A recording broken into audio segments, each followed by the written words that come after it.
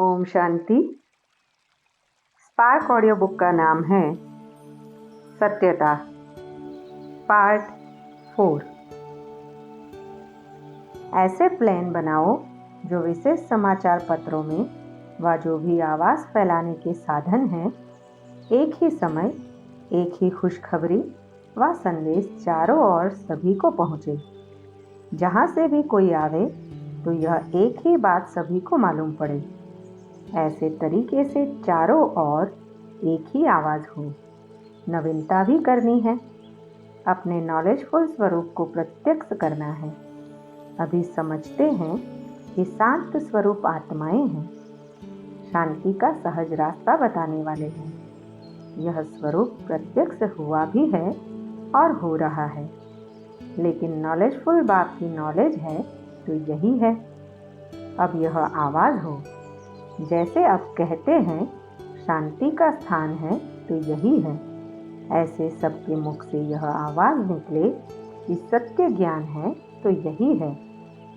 जैसे शांति और स्नेह की शक्ति अनुभव करते हैं, वैसे सत्यता सिद्ध हो तो और सब क्या है, वह सिद्ध हो ही जाएगा।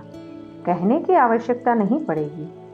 अब वह सत्यता की शक्ति कैसे प्रत्यक्ष करो, वह विधि क्या अपनाओ जो आपको कहना ना पड़े, लेकिन वह स्वयं ही कहे कि इससे यह सिद्ध होता है कि सत्य ज्ञान परमात्मा ज्ञान शक्तिशाली ज्ञान है तो यही है। इसके लिए विधि फिर सुनाएंगे। आप लोग भी इस पर सोचना, फिर दूसरे बारी सुनाएंगे। स्नेह और शांति की धरनी तो बन गई है ना। अभी ज्ञान का बीज पड़ना है, तब तो ज्ञान के बीज का फल स्वर्ग के वर्षे के अधिकारी बनेंगे। अव्यक्तवान की डेट है 9 मार्च 1985। आज सत बाप, सत शिक्षक, सतगुरु अपने सत्यता के शक्ति स्वरूप बच्चों को देख रहे हैं। सत्य ज्ञान व सत्यता की शक्ति कितनी महान है, उसके अनुभवी आत्माएं हो। सब दूर देशवासी बच्चे भिन्न धर्म, भिन्न मान्यताएं, भिन्न रीति रस्म में रहते हुए भी इस ईश्वरीय विश्वविद्यालय की तरफ व राजयोग की तरफ क्यों आकर्षित हुए? सत्य बाप का सत्य परिचय मिला, अर्थात सत्य ज्ञान मिला, सच्चा परिवार मिला, सच्चा स्नेह मिला, सच्ची प्राप्ति का अनुभव हुआ। तब सत्यता की शक्ति के पीछे आकर्षित हुए। जीवन थी, प्राप्ति भी थी, यथाशक्ति ज्ञान भी था, लेकिन सत्य ज्ञान नहीं था। इसलिए सत्यता की शक्ति ने सत्य बाप का बना लिया। सत शब्द के दो अर्थ हैं। सत सत्यता भी है और सत अविनाशी भी है। तो सत्यता की शक्ति अविनाशी भी है, इसलिए अविनाशी प्राप्ति, अविनाशी संबंध, अविनाशी स्नेह, अविनाशी परिवार है।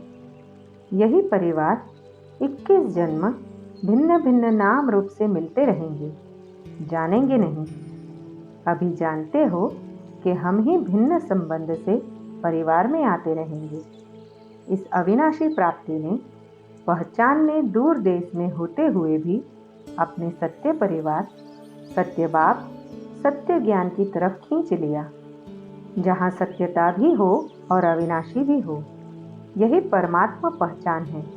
तो जैसे आप सभी इसी विशेषता के आधार पर आकर्षित हुए, ऐसे ही सत्यता की शक्ति को, सत्य ज्ञान को विश्व में प्रत्यक्ष करना है। 50 वर्ष धरनी बनाई, स्नेह में लाया, संपर्क में लाया, राजयोग की आकर्षण में लाया, शांति के अनुभव से आकर्षण में लाया। अब बाकी क्या रहा? जैसे परमात्मा एक है, यह सभी भिन्न भिन्न धर्म वालों की मान्यता है। ऐसे यथार्थ सत्य ज्ञान एक ही बाप का है अथवा एक ही रास्ता है।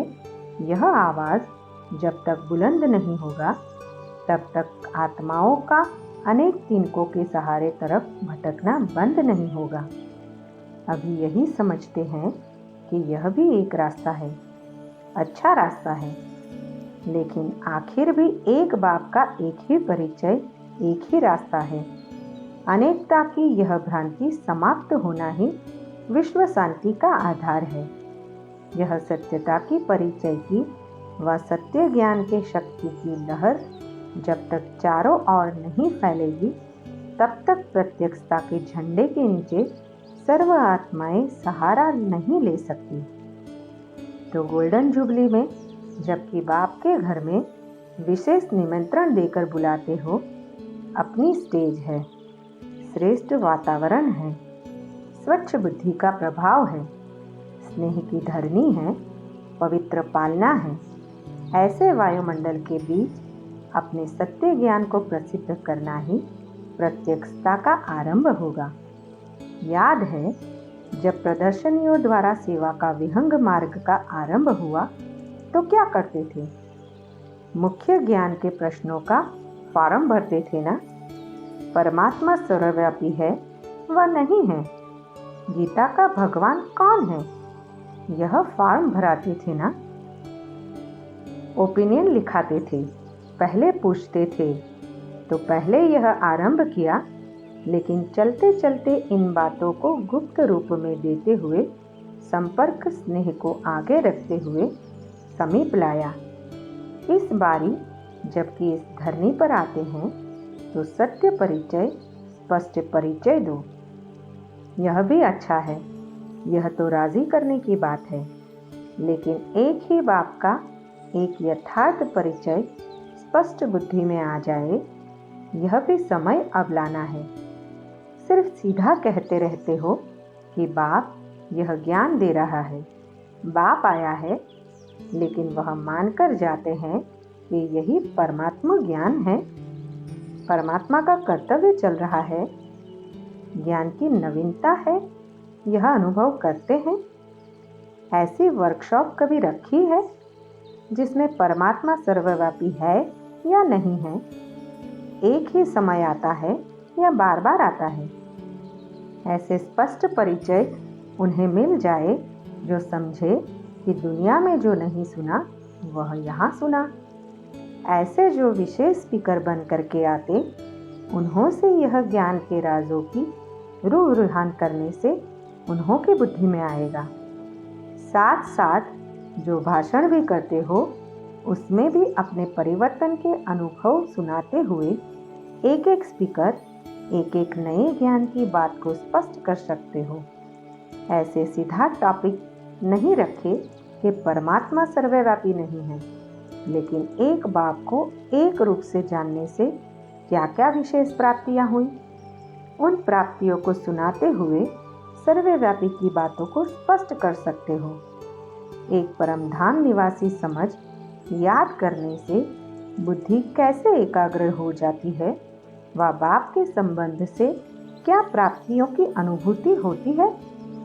इस ढंग से सत्यता और निर्माणता दोनों रूप से सिद्ध कर सकते हो, जिससे अभिमान भी न लगे कि यह लोग अपनी महिमा करते हैं। नम्रता और रहम की भावना अभिमान की महसूसता नहीं कराती। जैसे मुरलियों को सुनते हुए कोई भी अभिमान नहीं कहेगा, अथॉरिटी से बोलते हैं यह कहेंगे।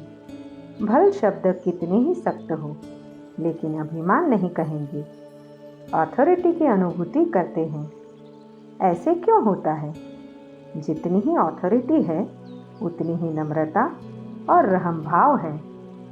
ऐसे बाप तो बच्चों के आगे बोलते हैं, लेकिन आप सभी इस विशेषता से स्टेज पर इसी विधि से स्पष्ट कर सकते हो।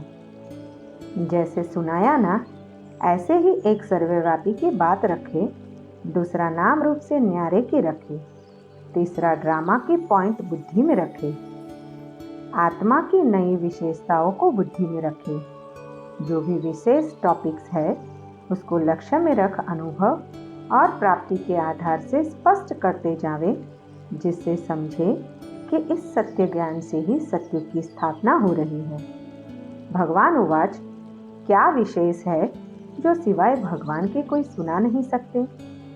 विशेष स्लोगन्स जिसको आप लोग सीधे शब्द कहते हो, जैसे मनुष्य का कभी सद्गुरु सतबाप नहीं बन सकता, मनुष्य परमात्मा हो नहीं सकता, ऐसी विशेष पॉइंट तो समय प्रति समय सुनते आए हो। उसकी रूपरेखा बनाओ जिससे सत्य ज्ञान की स्पष्टता हो। नई दुनिया के लिए यह नया ज्ञान है। नवीनता और सत्यता दोनों अनुभव हो। जैसे कॉन्फ्रेंस करते हो, सेवा बहुत अच्छी चलती है। कॉन्फ्रेंस के पीछे जो भी कुछ साधन बनाते हो, कभी चार्टर कभी क्या बनाते हो, उससे भी साधन अपनाते हो संपर्क को आगे बढ़ाने का। यह भी साधन अच्छा है क्योंकि चांस मिलता है पीछे भी मिलते रहने का। लेकिन जैसे अभी जो भी आते हैं कहते हैं, हाँ यह बहुत अच्छी बात है, प्लान अच्छा है, चार्ट अच्छा है, सेवा का साधन भी अच्छा है। ऐसे यह कह कर के जाए कि नया ज्ञान आज स्पष्ट हुआ। ऐसे विशेष 5-6 भी तैयार किए तो, क्योंकि सभी के बीच तो यह रूहान चल नहीं सकती, लेकिन विशेष जा आते हैं, टिकट देकर ले आते हो। विशेष पालना भी मिलती है। उन्हों में से जो नामी ग्रामी हैं, उन्हों के साथ यह रूहान कर स्पष्ट उन्हों की बुद्धि में डालना जरूर चाहिए। ऐसा कोई प्लान बनाओ जिससे उन्हों को यह नहीं लगे कि बहुत अपना नशा है, लेकिन सत्यता लगे। इसको कहा जाता है तीर भी लगे लेकिन दर्द नहीं हो, चिल्लावे नहीं लेकिन खुशी में नाचे। भाषणों की रूपरेखा भी नई करो। विश्व शांति के भाषण तो बहुत कर लिए। आध्यात्मिकता की आवश्यकता है। आध्यात्मिकता शक्ति क्या है? आध्यात्मिक ज्ञान क्या है? इसका सोर्स कौन है? अभी वहां तक नहीं पहुंचे हैं। समझे कि भगवान का कार्य चल रहा है। अभी कहते हैं माताएं बहुत अच्छा कार्य कर रही है। समय प्रमाण यह भी धरनी बनानी पड़ती है। जैसे सन सोज फादर है, वैसे फादर सोज सन है।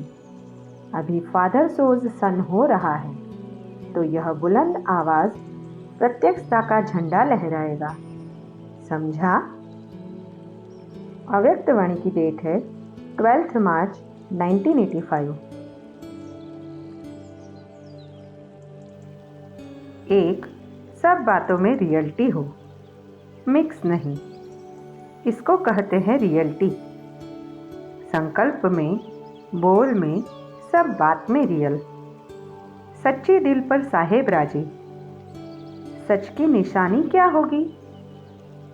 सच तो बीठो नच। जो सच्चा होगा वह सदा खुशी में नाचता रहेगा।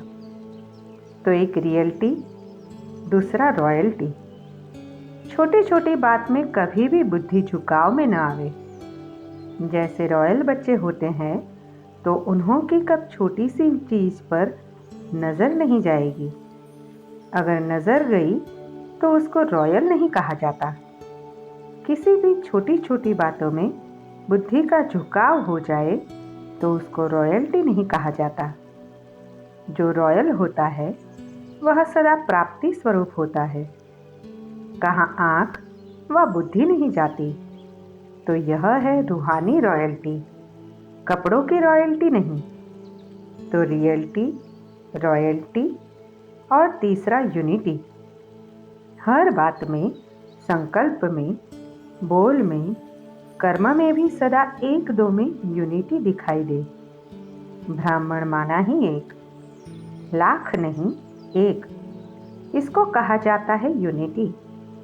वहाँ अनेक स्थिति के कारण एक भी अनेक हो जाते और यहाँ अनेक होते भी एक है। इसको कहा जाता है यूनिटी। दूसरे को नहीं देखना है। हम चाहते हैं यूनिटी करें, लेकिन यह नहीं करते हैं।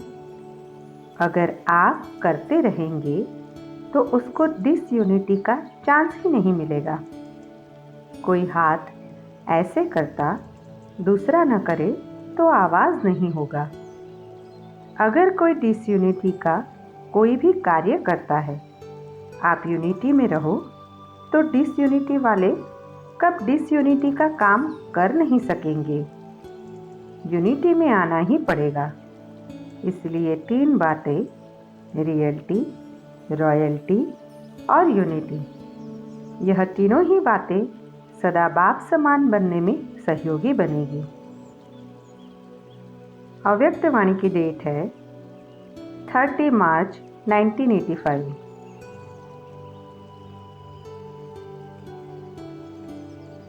विजयी आत्मा को अपने मन में अपने कर्म प्रति कभी दुविधा नहीं होगी। राइट हूँ व रॉन्ग हूँ, दूसरे का कहना अलग चीज़ है। दूसरे कोई राइट कहेंगे, कोई रॉन्ग कहेंगे, लेकिन अपना मन निश्चय बुद्धि हो कि मैं विजयी हूँ। बाप में निश्चय के साथ साथ स्वयं का भी निश्चय चाहिए। निश्चय बुद्धि अर्थात विजयी का मन अर्थात संकल्प शक्ति सदा स्वच्छ होने के कारण हाँ और ना का स्वयं प्रति व दूसरों के प्रति निर्णय सहज और सत्य स्पष्ट होगा। इसलिए पता नहीं कि दुविधा नहीं होगी। निश्चय बुद्धि विजयी रत्न की निशानी सत्य निर्णय होने के कारण मन में जरा भी मूंझ नहीं होगी। सदैव मौज होगी, खुशी की लहर होगी। चाहे सर्कमस्टांस आग के समान हो, लेकिन उसके लिए वह अग्नि परीक्षा विजय की खुशी अनुभव कराएगी, क्योंकि परीक्षा में विजयी हो जाएंगे ना। अब भी लौकिक रीति किसी भी बात में विजयी होती ही है तो खुशी मनाने के लिए हंसते नाचते ताली बजाते हैं। यह खुशी की निशानी है।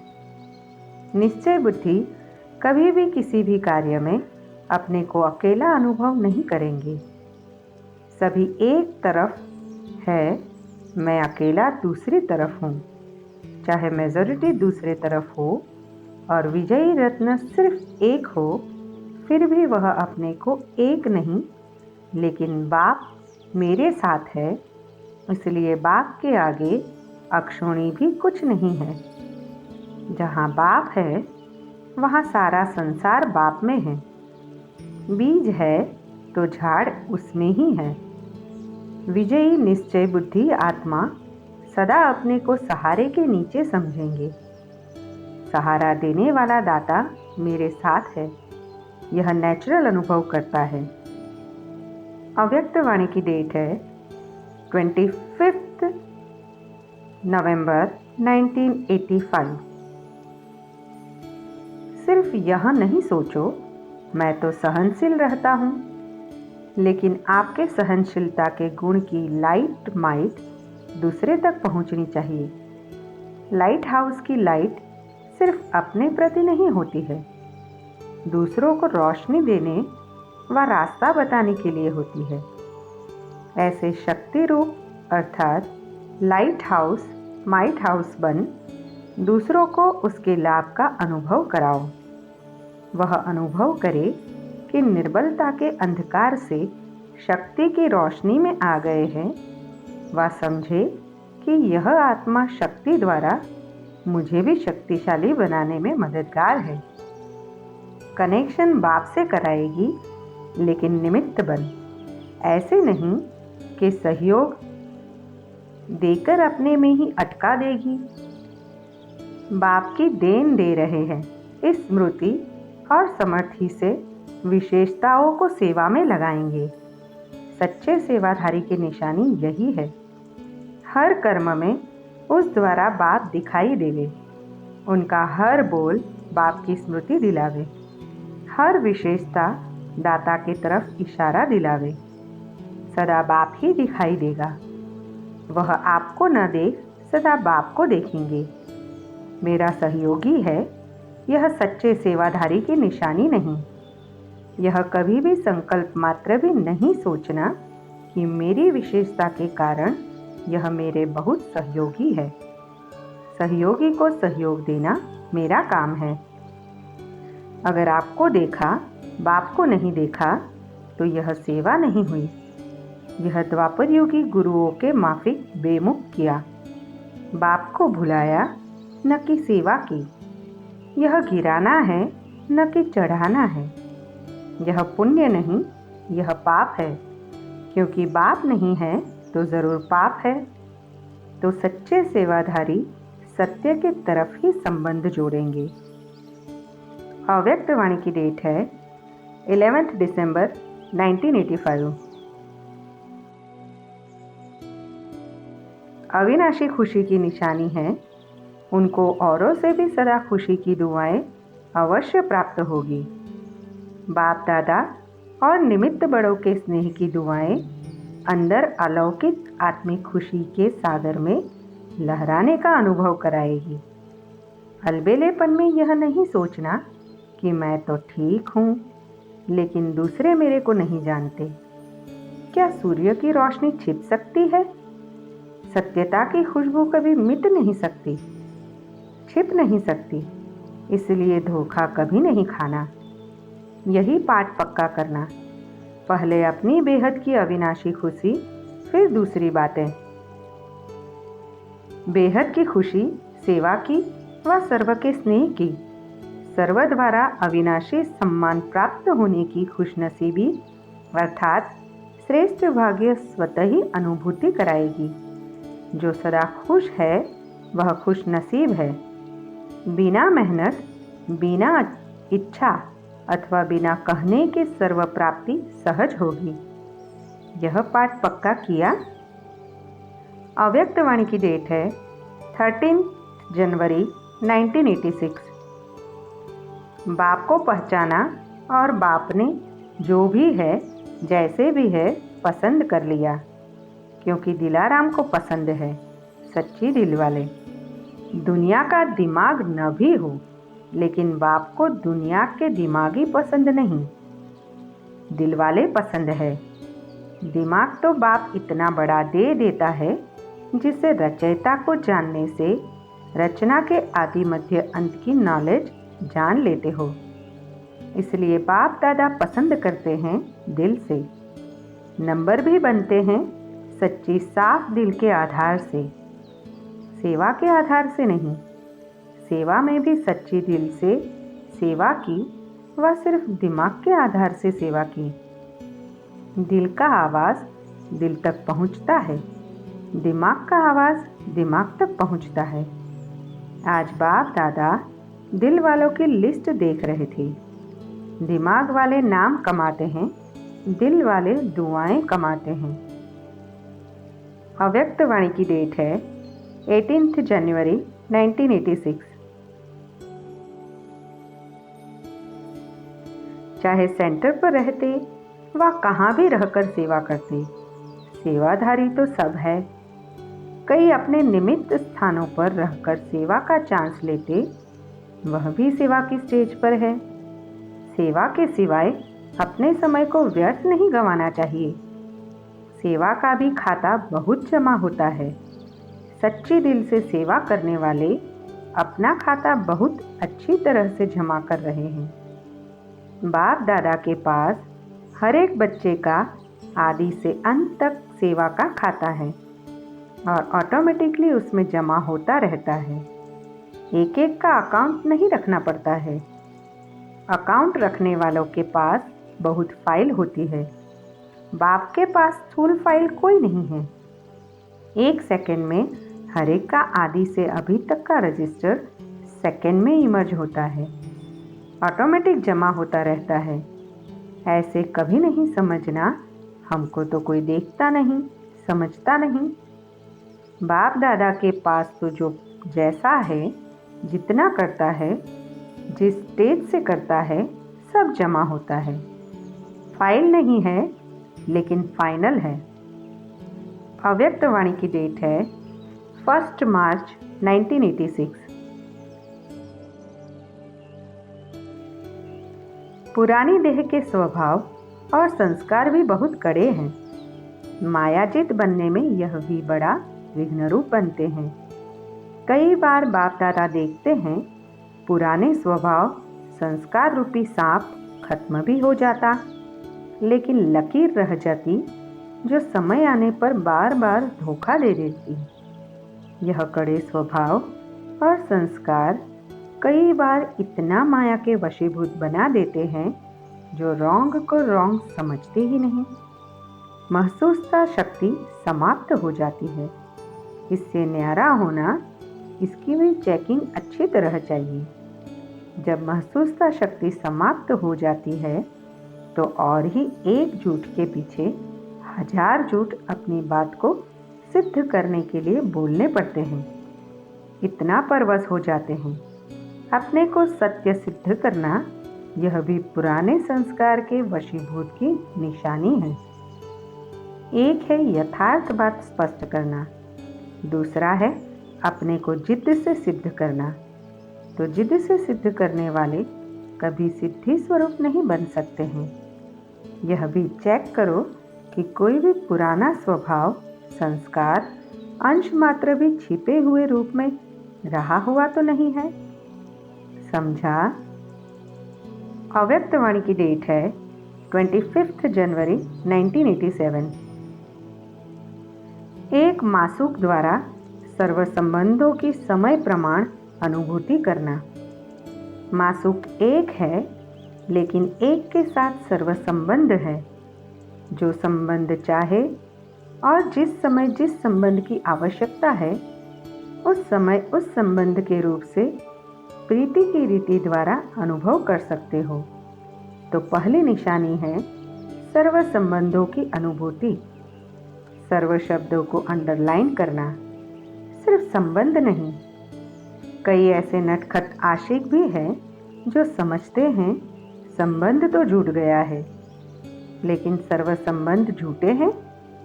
और दूसरी बात, समय पर संबंध की अनुभूति होती है। नॉलेज के आधार पर संबंध है व दिल की अनुभूति से संबंध है। बाप दादा सच्ची दिल पर राजी है, सिर्फ तीव्र दिमाग वालों पर राजी नहीं, लेकिन दिलाराम दिल पर राजी है। इसलिए दिल का अनुभव दिल जाने, दिलाराम जाने। समाने का स्थान दिल कहा जाता है, दिमाग नहीं। नॉलेज को समाने का स्थान दिमाग है, लेकिन माशूक को समाने का स्थान दिल है। माशूक आशिकों की बातें ही सुनाएंगे ना। कोई कोई आशिक दिमाग ज़्यादा चलाते, लेकिन दिल से दिमाग की मेहनत आधी हो जाती है। जो दिल से सेवा करते व याद करते, उन्हों की मेहनत कम और संतुष्टता ज़्यादा होती। और जो दिल के स्नेह से नहीं याद करते, सिर्फ नॉलेज के आधार पर दिमाग से याद करते व सेवा करते, उन्हों को मेहनत ज़्यादा करनी पड़ती, संतुष्टता कम होती। चाहे सफलता भी हो जाए तो भी दिल की संतुष्टता कम होगी। यही सोचते रहेंगे, हुआ तो अच्छा, लेकिन फिर भी करते रहेंगे और दिल वाले सदा संतुष्टता के गीत गाते रहेंगे। दिल की संतुष्टता के गीत मुख की संतुष्टता के गीत नहीं। सच्चे आशिक दिल से सर्व संबंधों की समय प्रमाण अनुभूति करते हैं। अव्यक्त वाणी की डेट है 18 मार्च 1987। अगला टॉपिक है स्नेह और सत्यता की अथॉरिटी का बैलेंस। आज सत बाप, सत शिक्षक, सदगुरु अपने सत्यता की शक्तिशाली सत बच्चों से मिलने आए हैं। सबसे बड़े से बड़ी शक्ति व अथॉरिटी सत्यता की ही है। सत्य दो अर्थ से कहा जाता है। एक सत अर्थात सत्य, दूसरा सत अर्थात अविनाशी। दोनों अर्थ से सत्यता की शक्ति सबसे बड़ी है। बाप को सत्य बाप कहते हैं। बाप तो अनेक है, लेकिन सत्य बाप एक है। सत शिक्षक, सदगुरु एक ही है। सत्य को ही परमात्मा कहते हैं, अर्थात परमात्मा की विशेषता सत्य अर्थात सत है। आपका गीत भी है, सत्य ही शिव है। दुनिया में भी कहते हैं सत्यम शिवम सुंदरम। साथ साथ बाप परमात्मा के लिए सच्चिदानंद स्वरूप कहते हैं। आप आत्माओं को सच्चिदानंद कहते हैं। तो सत शब्द की महिमा बहुत गाई हुई है और कभी भी कोई भी कार्य में अथॉरिटी से बोलते तो यही कहेंगे, मैं सच्चा हूँ इसलिए अथॉरिटी से बोलता हूँ। सत्य के लिए गायन है। सत्य की नाव डोलेगी लेकिन डूबेगी नहीं। आप लोग भी कहते हो सच तो बीठो नच। सच्चा अर्थात सत्यता की शक्ति वाला सदा नाचता रहेगा, कभी मुरझाएगा नहीं, उलझेगा नहीं, घबराएगा नहीं, कमजोर नहीं होगा। सत्यता की शक्ति वाला सदा खुशी में नाचता रहेगा, शक्तिशाली होगा, सामना करने की शक्ति होगी, इसलिए घबराएगा नहीं। सत्यता को सोने के समान कहते हैं, असत्य को मिट्टी के समान कहते हैं। भक्ति में भी जो परमात्मा की तरफ लगन लगाते हैं उन्हों को सत्संगी कहते हैं। सत्य का संग करने वाले हैं। और लास्ट में जब आत्मा शरीर छोड़ती है तो भी क्या कहते हैं? सत्य नाम संग है। तो सत्य अविनाशी, सत्य सत्य है। सत्यता की शक्ति महान शक्ति है। वर्तमान समय मेजॉरिटी लोग आप सबको देखकर क्या कहते हैं? इन्हों में सत्यता है, तब इतना समय वृद्धि करते हुए चल रहे हैं। सत्यता कब हिलती नहीं है, अचल होती है। सत्यता वृद्धि को प्राप्त करने की विधि है। सत्यता की शक्ति से सत्युग बनाते हो, स्वयं भी सत्यनारायण सत्य लक्ष्मी बनते हो। यह सत्य ज्ञान है, सत्य बाप का ज्ञान है, इसलिए दुनिया से न्यारा और प्यारा है।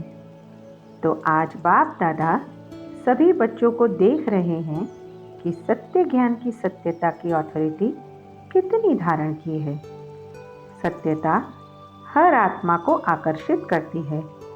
चाहे आज की दुनिया झूठ खंड है, सब झूठ है, अर्थात सब में झूठ मिला हुआ है, फिर भी सत्यता की शक्ति वाले विजयी बनते हैं।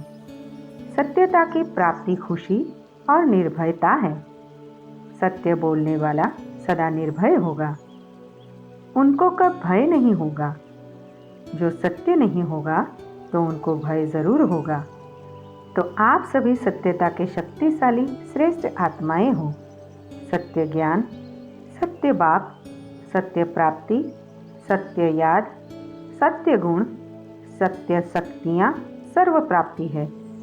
तो इतनी अथॉरिटी का नशा रहता है। अथॉरिटी का अर्थ अभिमान नहीं है। जितना बड़े से बड़ी अथॉरिटी उतना उनकी वृत्ति में रूहानी अथॉरिटी रहती है। वाणी में स्नेह और नम्रता होगी, यही अथॉरिटी की निशानी है। जैसे आप लोग वृक्ष का दृष्टांत देते हो, वृक्ष में जब संपूर्ण फल की अथॉरिटी आ जाती है तो वृक्ष झुकता है, अर्थात निर्माण बनने की सेवा करता है। ऐसे रूहानी अथॉरिटी वाले बच्चे जितनी बड़ी अथॉरिटी उतने निर्माण और सर्वस्नेही होंगे। लेकिन सत्यता की अथॉरिटी वाले निरहंकारी होते हैं। तो अथॉरिटी भी हो, नशा भी हो और निरहंकारी भी हो, इसको कहते हैं सत्य ज्ञान का प्रत्यक्ष स्वरूप। जैसे इस झूठ खंड के अंदर ब्रह्मा बाप सत्यता की अथॉरिटी का प्रत्यक्ष साकार स्वरूप देखा ना, उनको अथॉरिटी के बोल कभी भी अहंकार की भासना नहीं देंगे। मुरली सुनते हो तो कितनी अथॉरिटी के बोल है, लेकिन अभिमान के नहीं।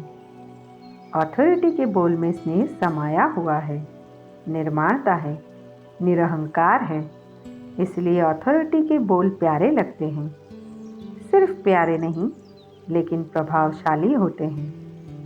फॉलो फादर है ना, सेवा में व कर्म में फॉलो ब्रह्मा बाप है, क्योंकि साकारी दुनिया में साकार एग्जाम्पल है, सैंपल है।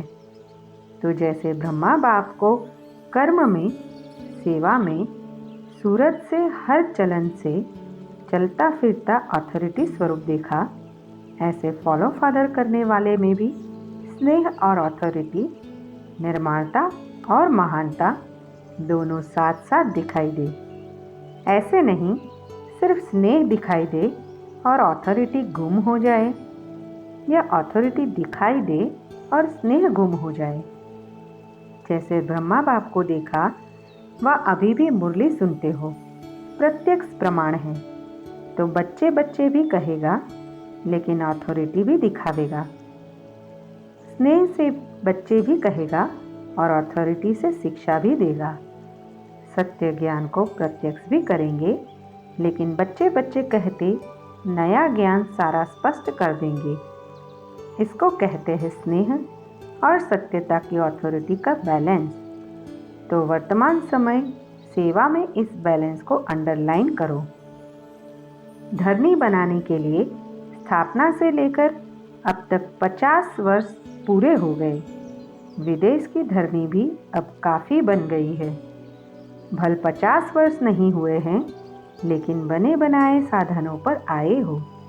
इसलिए शुरू के 50 वर्ष और अब के 5 वर्ष बराबर है। डबल विदेशी सब कहते हैं हम लास्ट सो फर्स्ट है, तो समय में भी फास्ट सो फर्स्ट होंगे ना। निर्भय की अथॉरिटी ज़रूर देखो। एक ही बाप का नया ज्ञान सत्य ज्ञान है, और नए ज्ञान से नई दुनिया स्थापन होती है। यह अथॉरिटी और नशा स्वरूप में इमर्ज प्रत्यक्ष हो। 50 वर्ष तो मर्ज गुप्त रखा, लेकिन इसका अर्थ यह नहीं जो भी आवे उनको पहले से ही नए ज्ञान की नई बातें सुनाकर कंफ्यूज कर दो। यह भाव नहीं है।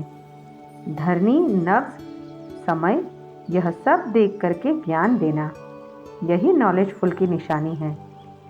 आत्मा की इच्छा देखो, नब्ज देखो, धरनी बनाओ, लेकिन अंदर सत्यता के निर्भयता की शक्ति जरूर हो। लोग क्या कहेंगे, यह भय न हो। निर्भय बन धरनी भल बनाओ। कई बच्चे समझते हैं यह ज्ञान तो नया है, कई लोग समझ ही नहीं सकेंगे, लेकिन बेसमझ को ही तो समझाना है। यह जरूर है जैसा व्यक्ति वैसी रूपरेखा बनानी पड़ती है, लेकिन व्यक्ति के प्रभाव में नहीं आ जाओ। अपने सत्य ज्ञान की अथॉरिटी से व्यक्ति को परिवर्तन करना ही है, यह लक्ष्य नहीं भूलो।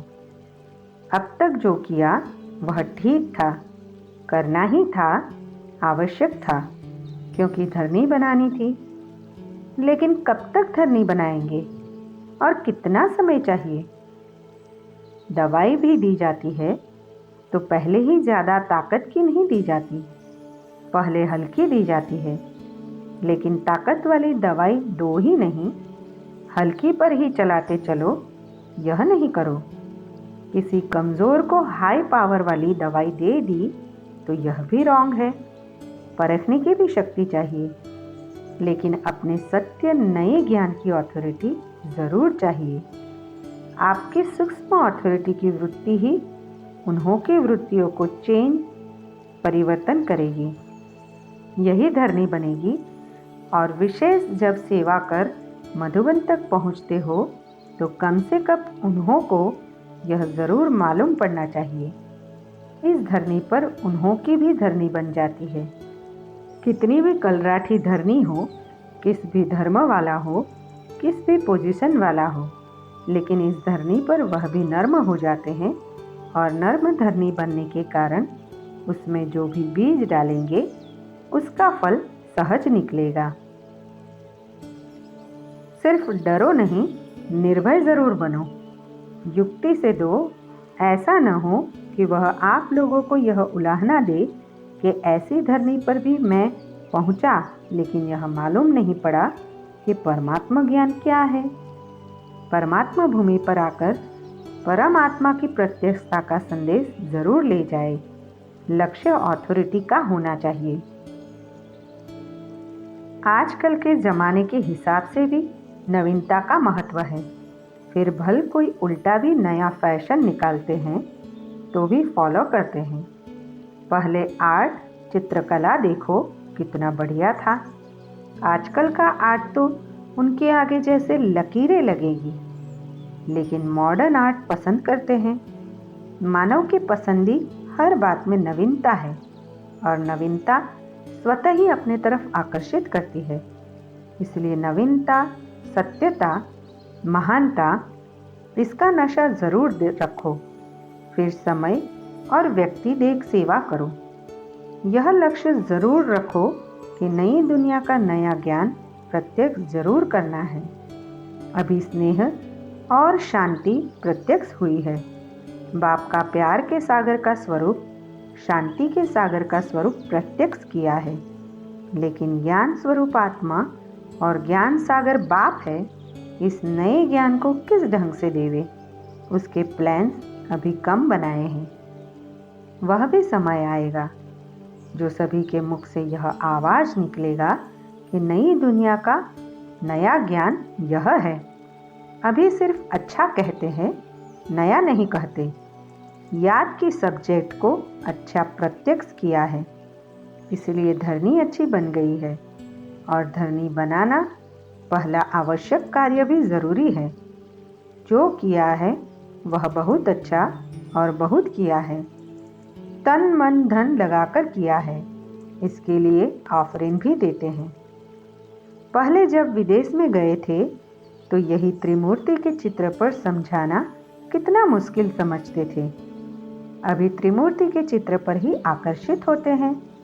यह सीढ़ी का चित्र भारत की कहानी समझते थे, लेकिन विदेश में इस चित्र पर आकर्षित होते। तो जैसे वह प्लान बनाए कि यह नई बात किस ढंग से सुनावे, तो अब भी इन्वेंशन करो। यह नहीं सोचो कि यह तो करना ही पड़ेगा। नहीं, बाप दादा का लक्ष्य सिर्फ यह है कि नवीनता के महानता की शक्ति धारण करो। इसको भूलो नहीं।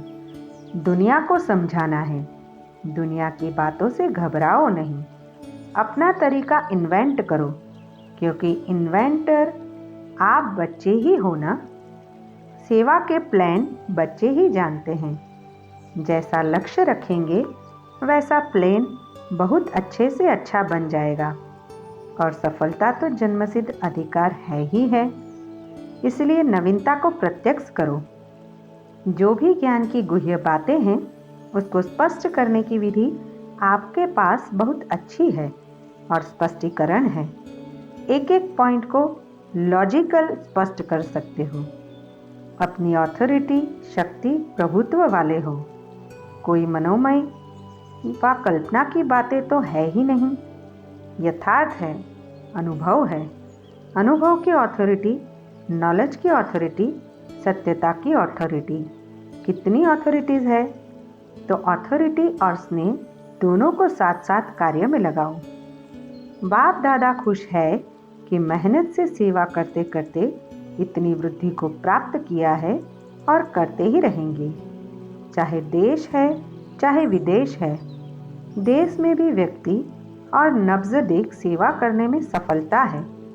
विदेश में भी इस विधि से सफलता है। पहले संपर्क में लाते हो, यह धरनी बनती है। संपर्क के बाद फिर संबंध में लाओ। सिर्फ संपर्क तक छोड़ नहीं दो। संबंध में लाकर फिर उन्हों को बुद्धि से समर्पित कराओ। यह है लास्ट स्टेज। संपर्क में लाना भी आवश्यक है, फिर संबंध में लाना है। संबंध में आते आते समर्पण बुद्धि हो जाए कि जो बाप ने कहा वही सत्य है। फिर क्वेश्चन नहीं उठते। जो बाबा कहता वही सही है, क्योंकि अनुभव हो जाता तो फिर क्वेश्चन समाप्त हो जाता। इसको कहते समर्पण बुद्धि, जिसमें सब स्पष्ट अनुभव होता। लक्ष्य यह रखो कि समर्पण बुद्धि तक लाना अवश्य है, तब कहेंगे माइक तैयार हुए हैं। माइक क्या आवाज करेगा? सिर्फ अच्छा ज्ञान है इन्हों का? नहीं, यह नया ज्ञान है।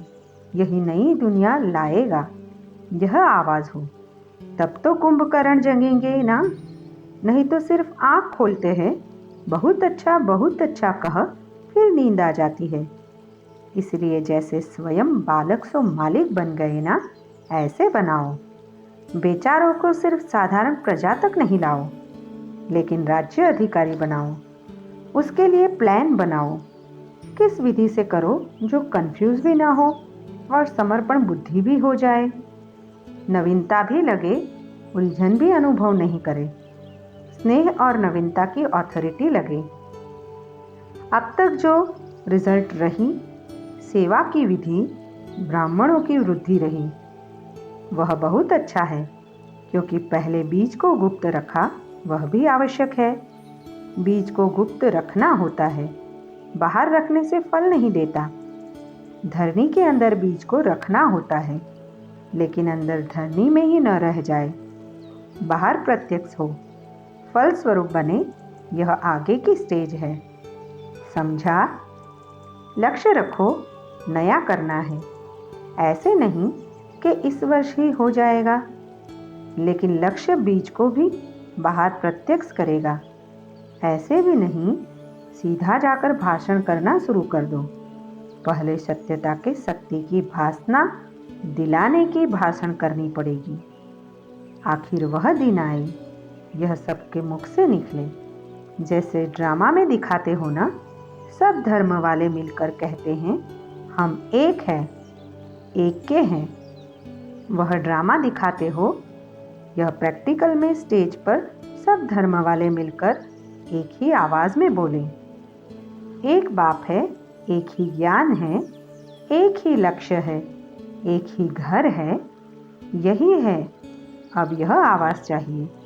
ऐसा दृश्य जब बेहद की स्टेज पर आए, तब प्रत्यक्षता का झंडा लहराएगा और इस झंडे के नीचे सब यही गीत गाएंगे। सबके मुख से एक शब्द निकलेगा, बाबा हमारा। तब कहेंगे प्रत्यक्ष रूप में शिवरात्रि मनाई, अंधकार खत्म हो, गोल्डन मॉर्निंग, सुनहरी प्रातः के नज़ारे दिखाई देंगे। इसको कहते हैं आज और कल का खेल।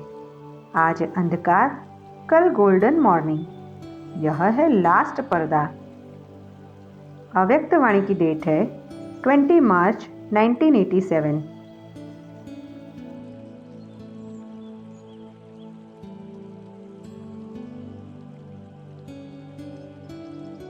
ओम शांति।